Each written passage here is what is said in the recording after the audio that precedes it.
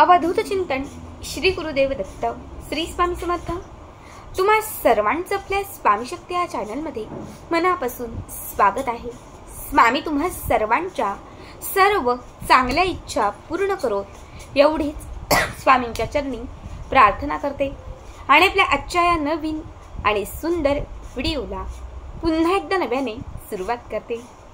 भक्तांनो, बघा, आजच्या व्हिडिओमध्ये मी तुम्हाला श्री स्वामी समर्थ महाराजांना कौल कसा लावायचा, आपल्या मनात असणारा एखादा प्रश्न असेल त्या प्रश्नाचं योग्य उत्तर आपल्या महाराजांकडून आपण कसं मिळवायचं याबद्दलची संपूर्ण माहिती मी आजच्या या व्हिडिओमध्ये सांगणार आहे।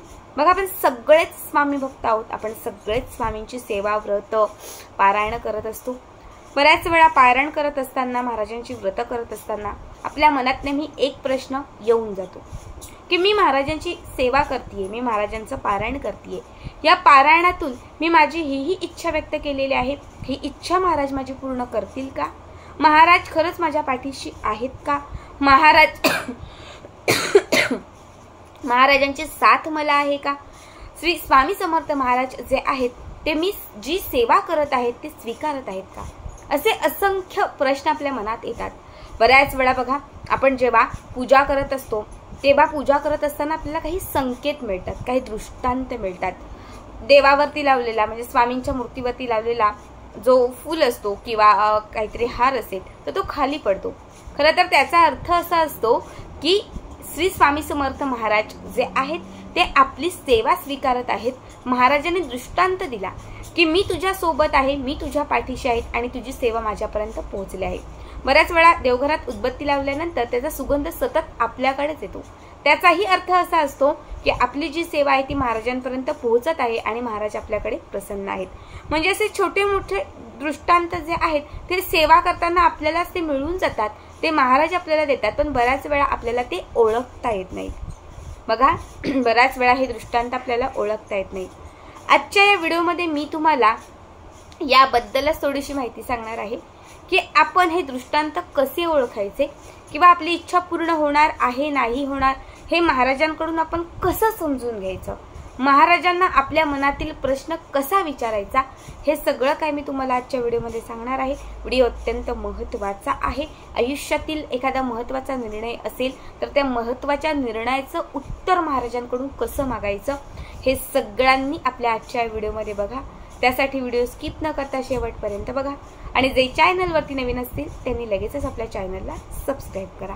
बघा, जे मी पर्सनली स्वतः करते आणि मी बऱ्याच लोकांना पर्सनली हे सांगितलेलं आहे, ज्यांनी या पद्धतीने महाराजांना कौल लावलेला आहे किंवा प्रश्न विचारलेला आहे, प्रत्येकाचं उत्तर किंवा प्रत्येकाला महाराजांनी दिलेलं जे काही उत्तर योग्य आहे ना ते त्यांच्या आयुष्यामध्ये त्या उत्तराचं सार्थकच झालेलं आहे।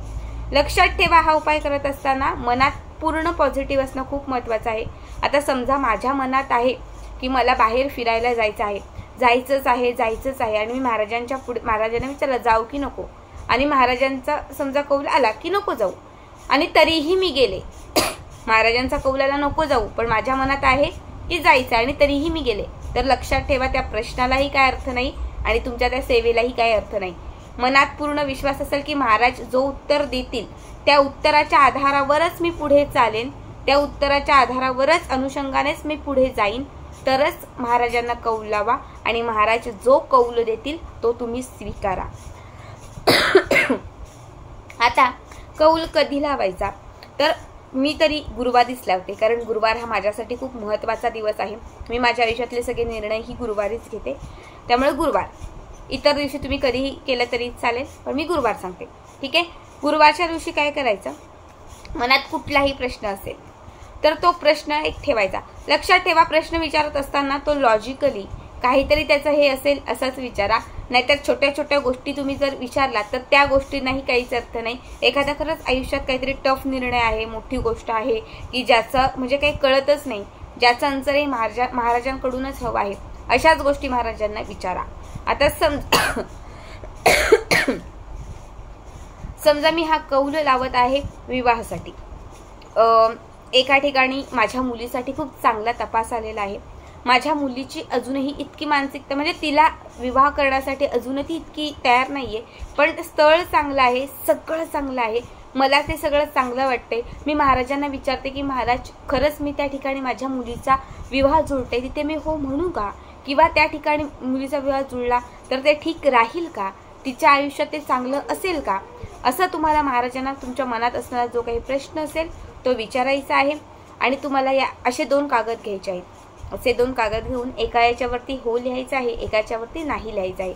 सगळ्यात आधी वरती लिहायचं श्री स्वामी समर्थ, इथे पण लिहायचं श्री स्वामी समर्थ, त्याच्यानंतर इथे लिहायचं हो आणि इथे लिहायचं नाही. हे लिहून झालं की त्याच्यानंतर अशा चिठ्ठ्या करायच्या. या 2ही कागदांच्या अशा 2 चिठ्ठ्या करायच्या आणि या चिठ्ठ्या करून ह्या ज्या चिठ्ठ्या आहेत या 2ही चिठ्ठ्या अशा उडवायच्या म्हणजे ह्या थोड्याशा मिक्स करायच्या आणि श्री स्वामी समर्थ महाराजांचा फोटो, टाक, फोटो, प्रतिमा, महाराजांचं जे तुमच्या घरात अधिष्ठान आहे त्याच्या समोर या 2ही चिठ्ठ्या ज्या आहेत त्या अशा ठेवून द्यायच्या. त्याच्यानंतर बाजूला उदबत्ती लावायची. 5 मिनिटं श्री स्वामी समर्थ, श्री स्वामी समर्थ, श्री स्वामी समर्थ या मंत्राचा जप करायचा आणि त्याच्यानंतर 7 वेळा महाराजांचा तारक मंत्र म्हणायचा.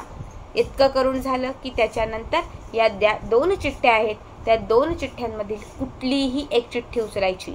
आता मी बऱ्याच वेळा माझ्याकडे मूर्ती आहे महाराजांची, मी मूर्तीच्या तिथे अशा ठेवते आणि बऱ्याच वेळा महाराजांच्या जवळ असणारी, लांब पडणारी नाही तर महाराजांच्या मूर्तीमध्ये असणारी जी चिठ्ठी आहे ती मी उचलते. तो महाराजांचा मी कौल समजते आणि ती उचलते. आता समजा जी चिठ्ठी मी उचलली त्या चिठ्ठीमध्ये आन्सर आलं हो आन्सर आलं तर महाराजांचा कौल आहे की तू तुझ्या मुलीचा विवाह तिथे करावा, म्हणजे तू तुझ्या मुलीचा विवाह जो आहे तो तिथे करू शकते, हा त्याचा अर्थ आहे. समजा नाही आलं आणि तुमच्या मनात कितीही असलं की खूप मुलगा श्रीमंत आहे, चांगली नोकरी आहे, सगळं चांगलं आहे, मग मी करते ना, नाही आलंय तरी पण मी करते ना, जर तुम्ही अशी चुकी केली तर पुढे खूप मोठी चुकी होईल. लक्षात ठेवा, जर तुमच्या मनात असणारच तुम्हाला तुमच्या मनात असणारं उत्तर, समजा माझ्या मनामध्ये उत्तर आहे की होच आहे आणि महाराजांनी पण ते होच मला द्यावं, तर असं घडणार नाही. महाराज तुम्हाला योग्य तोच कौल देतील, फक्त तो कौल तुम्हाला स्वीकारता यायला हवा. तो हो असू शकतो किंवा तो नाहीही असू शकतो. महाराज जो कौल देतील तो कौल तुम्हाला स्वीकारायचा आहे आणि त्याच्यानुसार तुम्हाला पुढे जायचं आहे. महाराजांनी हो सांगितलं तर तुम्हाला विवाह तिथे करायचा आहे, नाही सांगितलं तर नाही. ते नोकरीच्या बाबतीत असेल, स्वतःचं घर खरेदी करण्याच्या बाबतीत असेल, कुठलीही गोष्ट असेल, जर महाराजांना कौल विचारणार असाल तर पूर्ण पॉझिटिव्हिटीने, विश्वासाने विचारायचं आहे आणि महाराज जो तुम्हाला निर्णय देतील तर त्या निर्णयानुसारच तुम्हाला पुढे जायचं आहे. एक छोटंसं अगदी उदाहरण देते की जेव्हा श्री स्वामी समर्थ महाराज हे अक्कलकोटमध्ये वास्तव्यास होते त्यावेळेस बळवंत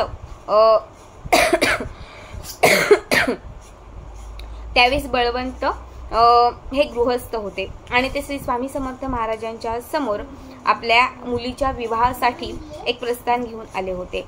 त्यावेळेसही असं झालं होतं की त्यांच्या मुलीसाठी बरेचसे चांगले तपास किंवा बरेचसे योग्य सुवर जे आहेत ते मुलीच्या म्हणजे लग्नासाठी येत असत आणि त्यावेळेस असं झालं होतं की नक्की कुठल्या वराला आपली मुलगी द्यावी हे त्या बळवंतांना कळत नव्हतं आणि ते आपल्या मनातील प्रश्न विचारण्यासाठी आपल्या श्री स्वामी समर्थ महाराजांकडे म्हणजे आपल्या अक्कलकोटमध्ये आले होते.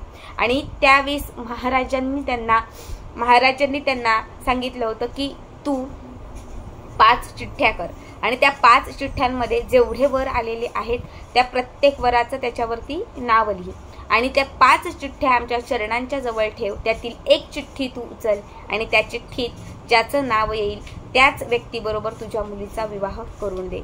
आणि त्या बळवंत ते जे गृहस्थ होते त्यांनी सेम त्याच पद्धतीने एक चिठ्ठी उचलली, त्यामध्ये ज्या व्यक्तीचं नाव आलं त्याच व्यक्तीसोबत त्यांनी आपल्या मुलीचा विवाह जुळवून दिला. खरं तर त्यांच्या डोक्यामध्ये अगोदर सगळ्यात श्रीमंत असणारा जो व्यक्ती होता त्या व्यक्तीसोबतच आपल्या मुलीचा विवाह म्हणजे व्हावा अशी त्यांची इच्छा होती, पण महाराजांनी त्यांना सांगितलं की तू असं करू नकोस, तुझ्या मुलीसाठी ते योग्य नाहीये. त्या गृहस्थांनी महाराजांचं ऐकलं आणि महाराजांच्या क्ल्यूनुसार ते पुढे गेले. पण पुढे 1 ते 1.5 महिन्यांनी असं कळालं की ज्या व्यक्तीसोबत म्हणजे खूप श्रीमंत असणारा जो व्यक्ती आहे त्या व्यक्तीसोबत त्यांनी ज्या आपल्या मुलीचं लग्न म्हणजे ऑलमोस्ट ठरवण्यात आलं होतं त्या व्यक्तीचं खरं तर 1.5 ते 2 महिन्यामध्येच निधन झालं. बघा म्हणजे महाराजांचे क्लू कसे असतात. आणि फक्त महाराजांच्या क्लूने आज त्यांच्या मुलीचा संसार वाचला होता. कदाचित जर त्यांनी तेव्हा त्या आपल्या मुलीचा विवाह त्या व्यक्तीशी श्रीमंती बघून जर करून दिला असता तर तिचा संसार तिथेच तुटला असता. पण ते अक्कलकोटमध्ये आले, महाराजांचा क्लू घेतला, महाराजांच्या निर्णयानुसार ते पुढे गेले आणि आज त्यांच्या मुलीचा संसार सोन्याचा झाला. म्हणून महाराजांवरती विश्वास ठेवा. महाराज जो निर्णय देतील त्यानुसारच पुढे चला, त्याने आपल्या आयुष्याचं सोनं होईल. अत्यंत साध्या सोप्या भाषेत सांगितलेलं आहे. जर तुमच्या मनातही काही असे प्रश्न असतील तर आवर्जून याच पद्धतीने करा.